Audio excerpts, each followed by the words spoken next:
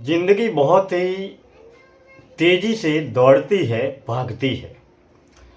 और इस दौड़ती हुई, भागती हुई, चकाचौंध, आपाधापी भरी इस जिंदगी में हम समय के साथ में कितने चल पाते हैं, इसका समय समय पर हमें चिंतन और अवलोकन, समीक्षा, मूल्यांकन अवश्य करना चाहिए। क्योंकि जिंदगी जो भी मिली है, जैसे भी मिली है, जितनी भी मिली है, केवल एक जिंदगी मिली है। और इस जिंदगी को किस तरीके से जीना है, किस तरीके से हमें जिंदगी में रहना है, हमें जिंदगी को लेकर किस तरीके की गंभीरता रखनी है और ज़िंदगी को लेकर कौन से कैसे लक्ष्य करना है, कैसे लक्ष्य की ओर आगे बढ़ना है और किस तरीके के कर्तव्य हमें हमारे जीवन में करने हैं। इसलिए हम हमारे जीवन के स्वयं निर्माता भी है और जिंदगी रूपी किरदार के स्वयं हम अभिनेता भी है। अब हम हमारी सोच से, हमारे विचारों से ये तय करते हैं कि हमें हमारा जीवन कैसे जीना है, किस तरीके से जीना चाहिए, किस दिशा में हमें आगे बढ़ना है। जीवन में कार्य करने के बहुत सारे चित्र हैं, बहुत सारी प्रतिभा है, हुनर है, व्यापार, व्यवसाय, नौकरी, रोजगार, सत्संग, अध्यात्म, धर्म, कला, ज्ञान, विज्ञान, बहुत सारे अनगिनत कार्य क्षेत्र हैं। अब किस क्षेत्र में हमें आगे बढ़ना है और सफल बनना है, यह प्रति व्यक्ति के सोच पर, विचारों पर और उसकी रुचि पर निर्भर करता है। अब विशेष बात यह है कि जीवन इतना तेज़ी से भागता है कि बचपन खेल खेल में बीत जाता है,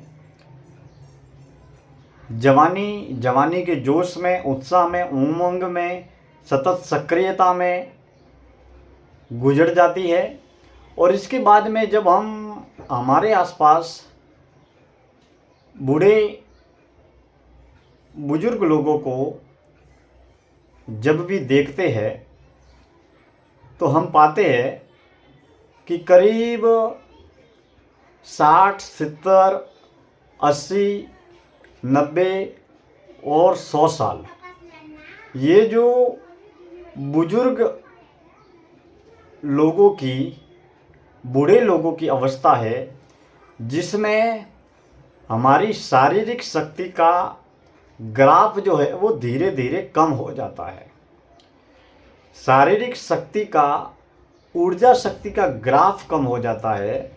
इसके साथ ही हमारी जो पंच इंद्रियां है, उसमें अनुभव करने की शक्ति का जो अनुपात है वो भी धीरे धीरे कम हो जाता है।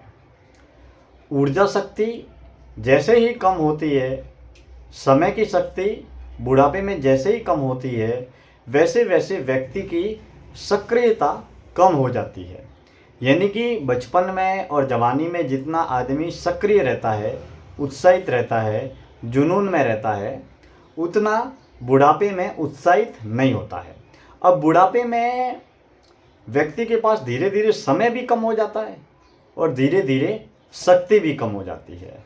तो बुढ़ापे में, जीवन की आखिरी अवस्था में, जब व्यक्ति पूरा शक्तिहीन हो जाता है और जीवन का पूरा समय समाप्त हो जाता है, तब आदमी की मौत हो जाती है। यानी कि जैसे ही हमारी देह से प्राण निकले तो जीवन जीने का आखिरी समय समाप्त हो गया। जैसे 50 साल, 60 साल, 70 साल, 100 साल जो भी मिले थे, वो आखिरी समय भी समाप्त हो गया। अब बचपन से, जब से जन्म हुआ तब से हमारे में शक्ति है, ऊर्जा है, और जैसे ही शरीर से प्राण निकले तो हिलने, डुलने, घूमने फिरने, बोलने की, देखने की सारी प्रक्रिया बंद हो गई। हम बिल्कुल निर्जीव हो गए, पत्थर की तरह। तो हमारे में जो ऊर्जा है वो भी खत्म हो गई। तो बुढ़ापे में, आखिरी अवस्था में, मौत के वक्त हमारी संपूर्ण शक्ति, सामर्थ्य, ऊर्जा समाप्त हो जाती है। अब जब हम हमारे आसपास बुजुर्गों को देखते हैं तो पाते हैं बुढ़ापे की जो आखिरी अवस्था है वो दयनीय भी है, करुण भी है, पीड़ादायक भी है। अब हमारे आसपास किसी भी बुजुर्ग व्यक्ति को हम देखेंगे तो 50, 60, 70 साल के बाद में वो व्यक्ति कोई ब्लड प्रेशर की समस्या से परेशान है, कोई हार्ट अटैक की परेशानी से परेशान है, किसी के घुटने दर्द कर रहे हैं, कोई शुगर से परेशान है, किसी के आँखों का ऑपरेशन करवाया हुआ है। तो किसी न किसी रूप में कोई न कोई व्यक्ति किसी न किसी बीमारी से हैरान है, परेशान है। अब उसी बीमारी की परेशानी की वजह से उसकी देह से सारे दुख प्राप्त होते हैं। यानी कि बचपन और जवानी में जिस शरीर से, जिस देह से हमने सुख प्राप्त किए, उसी देह से हमें दुख प्राप्त होते हैं। अब ऐसी स्थिति में वह व्यक्ति हॉस्पिटलों में जाता है, दुकानों में जाता है, वहाँ पर जाकर हॉस्पिटलों में ऑपरेशन करवाता है और दवाइयाँ लेता है। कुछ न कुछ बीमारियाँ चालू रहती है जीवन में। फिर पहली बीमारी लगती है, फिर दूसरी लगती है, फिर धीरे धीरे यह जो देह है वो हमारे जीवन में मतलब बीमारियों की खान बन जाती है।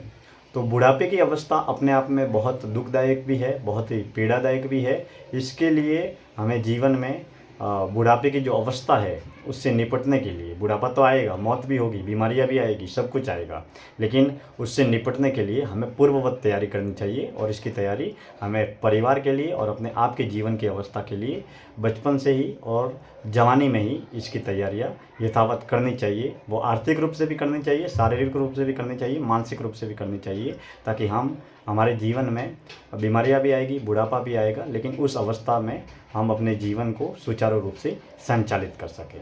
बहुत बहुत धन्यवाद। आज की चिंतन यात्रा में इतनी ही बात है।